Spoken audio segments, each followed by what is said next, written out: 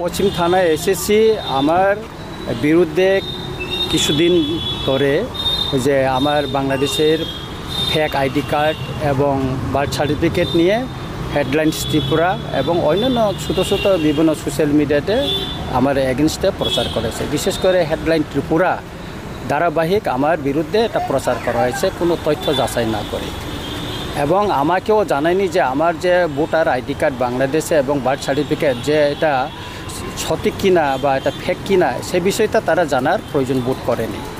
কিন্তু আমি দেখতে পাচ্ছি যে সোশ্যাল মিডিয়া বা অন্যান্য জায়গায় যে অন্যান্য নেতৃবৃন্দের নামেও ফেক এরকম অনেক আইডি কার্ড বার্থ সার্টিফিকেট বাইর হয়েছে।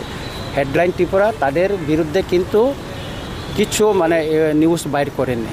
আমি মনে করি আমি একজন উপজাতি এসটি কেন্দ্র থেকে আমি নির্বাচিত হয়ে আছি, এবং এই হিসাবে আমার বিরুদ্ধে মনে হয় ওনারা এটা প্রচার করেছেন, এবং SC অ্যাট্রোসিটি অ্যাক্টে আমি এটা কেসও করেছি।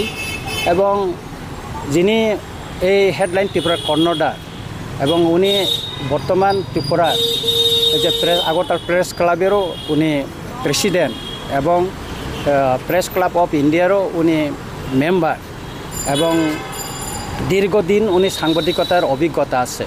এটা থাকার পরেও কেন উনি ওয়ান সাইড এবং একটা সাম্প্রদায়িক মনোভাব নিয়ে এই সমস্ত নিউজ করলেন সেটা আমার বোঝা লাগে না।